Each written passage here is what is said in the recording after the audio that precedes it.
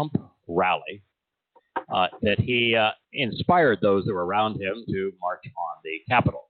Now, he didn't tell them to plot an insurrection. He didn't tell them to go be militant, but he did encourage them to march on the Capitol, and they did so. And I did watch probably 5 hours of video of what occurred in real time. And it was my assessment from what I saw is that somewhere around 99% of those who did march on the Capitol were very low-key. Most of them were seasoned citizens. They were plumpsters, clearly out of shape. They had one hand holding up a Trump banner and the other hand taking selfies of themselves. They were about as threatening as a declawed pudding cap. And those that climbed into the U.S. Capitol, you do have to say that there's something seriously wrong with the U.S. government that has 10,000 rules on building codes, and yet the windows of the U.S. Capitol were knocked out with a piece of plastic. They just crumbled as if they were paper thin and just fell out of the frames and went on the floor. Watching that was to me amazing. That the kind of glass that you could not use in a house. You know, I have tempered glass doors and windows. I don't even have impact glass, and you were to try to do that with glass here, and it would laugh at you. Anyway, they did go in, and a number of them got physical with police. None of them had guns. None of them had clubs. None of them had weapons of any kind. But they did try to press on beyond the cops, and the cops were armed to the teeth. It is amazing how many weapons the U.S. federal agents carry around with them. The most amazing thing to me was the way that politicians and the media reacted. First, they wanted to call it an insurrection. Well, I'm here to tell you, they were all carried American flags, most of them anyway. And the last thing that these people had on their mind was insurrection. They were patriots. The people who want to overturn America are the Black Lives Matter group. They are communists. And they're open about the fact that they wish to overturn the U.S. Constitution and the country itself, its whole economic underpinnings. There were no looting. There were no beatings of people. There was no arson. Very little destruction of property, unless you call a broken window destruction of property. And yet, all of the talking heads made it sound like that they were infinitely worse than Black Lives Matter. In fact, people like LeBron James, I like him as a basketball player, but it's obvious the man didn't go to school and is not very smart. He comes on after a loss to San Antonio and says, you know, we live in two different Americas. If they had been like being in black, there would have been mass murder. Hundreds would have been killed. No. We watched Black Lives Matter riot, burning, arson, beating, destruction of property, screaming, enraged in places like Minnesota, Seattle, places like Portland, and even when they protested in Washington, destroying people's businesses, looting them, beating people with clubs, shooting, belligerent, arson, you name it, and kicking old people, pulling them out of the stores, kicking them while they're laying on the ground. And to hear the talking heads in Washington and in the media, they were choir boys. But these people that didn't have any weapons, didn't torch anything, didn't loot anything, unless you call it an envelope from someone's desk looting, Pelosi, are insurrectionists and a angry mob. And the media has teed off on it as to make a comparison and to pretend that, well, Seattle must be a lovely place. Portland is so charming because, well, they were all peaceful protesters. It's like we have absolutely lost our mind. That is not to say that what happened in Washington was good. it was only good in the sense it should tell people there is no hope for the United States government. The country is deeply divided. You have absolute idiotic morons on both sides. There isn't anyone out there who would have any chance of resolving any of the problems that face this country. And the divide is between total and complete nincompoops. And so to see that manifest so egregiously on television should tell us it's over. Just over. There is no hope. And I hope that is what the one thing that we can take out of this is that you need to come home now. It's also interesting to see now with lockdowns more egregious than ever before. You know, California a month ago going into the toughest lockdown of any state in the nation, and worldwide, country after country going into exceedingly tough lockdowns where businesses are shuttered, people's right to work are shuttered, people are being locked up so that they can hardly leave their homes, can't work, total deprivation of their rights. That the rates of COVID infection are skyrocketing. I mean, it's like a damn hockey stick. It was, it went up and then it spiked and then it went down a little bit, and currently the spike is damn near straight up. The definition of insanity is doing the same thing and expecting a different result. It doesn't work. Why are we destroying our economy, destroying liberty, destroying the work ethic of people to make a bad situation worse? Well, that people would say, because the emergency rooms are to capacity. Well, that's because you were so stupid, you took people who were infected with this virus into a place where people are really sick. Why would you do that, something that's stupid? Why didn't you read the Torah, for crying out loud? The Torah says, don't keep them in your cities, take them outside, quarantine them, build a beautiful facility for them. We've had over a year.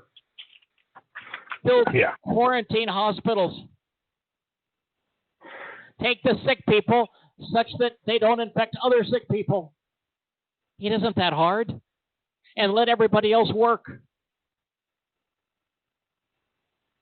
Crying out loud, is just stupid what we have done. And then you get old Fauci, and he says, I just made up that 70% number, saying that herd immunity would require 70% of the population contracting COVID.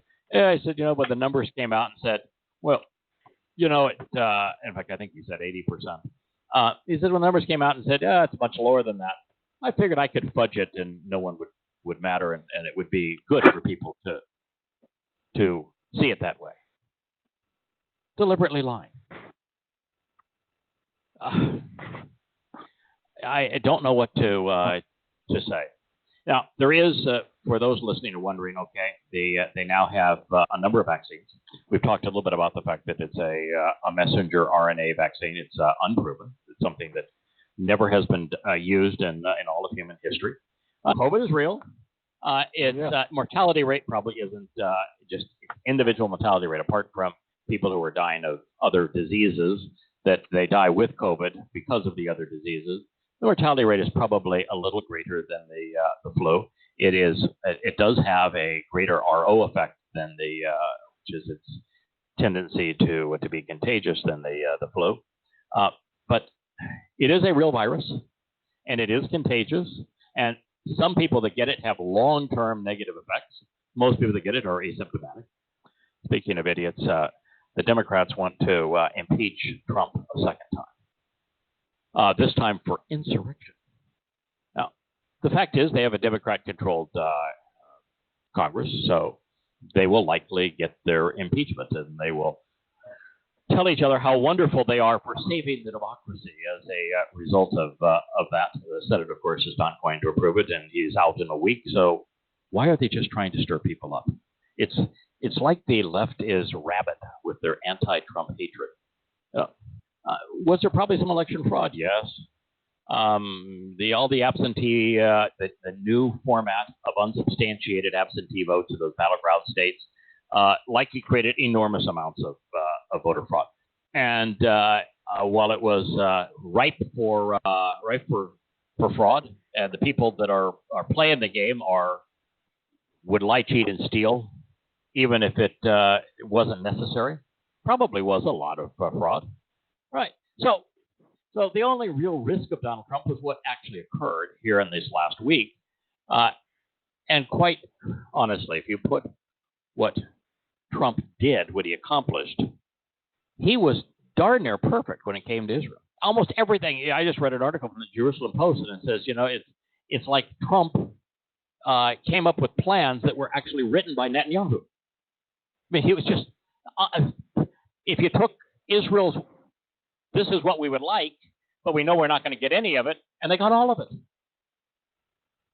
It's just astounding.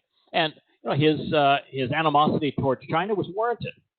His support of Brexit for England was warranted.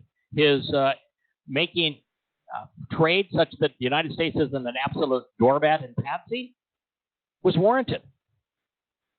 His animosity towards the lawlessness and the anarchy that exists in places like Portland and Seattle and San Francisco, it's warranted. His more free approach to let's fight this virus by doing the right things, but not depriving people of their liberty and of their livelihoods was right. So we ought to look at things in context, and this phobia against Trump is misplaced. It truly gives us a lot of insight as to how unreliable humans are. They went and marched on what they thought was the problem: government. What did the Black Lives Matter protesters go after? They went after stuff. Businesses. All businesses. Everything that they can get their hands on. Businesses. They torched them, they looted them, and they actually told those looters, oh, it's fine. You're entitled to it. Consider it reparations. It isn't totally hypocritical for them to protest this election. I think that the absentee ballots, the way that they allowed them to be mailed in without substantiation, gives them some modicum of credibility. Black Lives Matter is completely and totally hypocritical. It has zero credibility. In fact, it's the antithesis of credibility because of the fact that 93% of the time that a black is murdered, it's by another black. Mm-hmm. And if there's an interracial murder, it's almost always blacks killing whites, not whites killing blacks. The opposite of what they claim is true. I wanted to ask you and JB a couple of questions, if I may. Sure. I was having trouble asking myself what all these people are so mad about. The federal government really doesn't do that much to us individually. I'm more worried about the tax base, what they do in Texas and Sacramento than I am in Washington. But this is for black people. There are more black millionaires in this country than close to anywhere in the country and anywhere in the world forever. I mean, this is just unbelievable opportunities here. In the last two elections, a higher percentage of blacks voted for Trump than had voted outside of the Democratic ranks in history. Because so many black families were helped when you're no longer telling them that you're oppressed and you have no hope and you've got to let us manipulate you, and you actually create economic opportunity. Black businesses thrived. And so there was a very significant percentage of blacks that actually voted for Trump. Now, you won't hear that reported.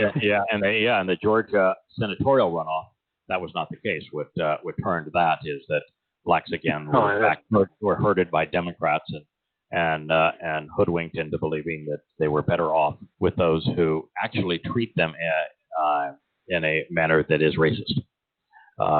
Most conservatives who want less government do not try to divide people by race, but the Democrats, being exceedingly liberal, want to control people by race. Yeah. So So I have no idea why there would be a backlash by blacks at the government.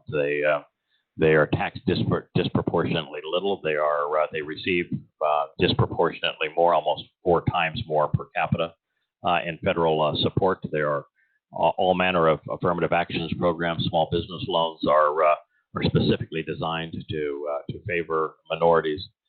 They get it every which way as a benefit. So I don't know what the complaint is either. So why is the protest not, instead of going to Washington from my side against your side, why isn't it to reduce the power and the taxes and the military of the U.S. government and going back to state and local government to control more things? I mean, why does no one get that picture? Yeah, state and local governments should be the primary source of taxation. And maybe run the schools, they run it like they're supposed to. Everything. Yeah. And the federal government should do very little. And of course, we were never designed to do that much. Right. Yeah. And we should not have an established military. It should be eliminated. We'd be a safer, more vibrant country if we had no military. If all of that was positive economics as opposed to death and destruction. We'd be much better off if we weren't spending hundreds of millions of dollars spying on ourselves and the world. We would be better if we actually worked on our roads and infrastructure and electric grid and empowered private schools, which actually have to compete to survive. If we tax business less because we want more of it, those would all be exceedingly positive things that we could do. And unfortunately, we now have a left of left government. They have control of both houses and the White House. And so as a result, we will go in the direction of socialism and towards communism and become less and less viable and effective. Ultimately, it all collapses, and it's going to collapse sooner rather than later. So last question. I have one little short question. Mm-hmm. Obviously, everybody's out there blaming somebody for their troubles, and which I'm having a hard time because in the midst of all this, you could still, other than the COVID thing, we were in pretty good shape as far as opportunity and everything. But how long do we have before the terrorist acts start? Do you think? I mean, we're just about at anarchy now, and the next blow will be Islamic terrorism. Well, we have anarchy in places like San Francisco, Portland, Seattle. The most liberal of our cities have become homes for anarchy. Washington, D.C. is no longer a safe city.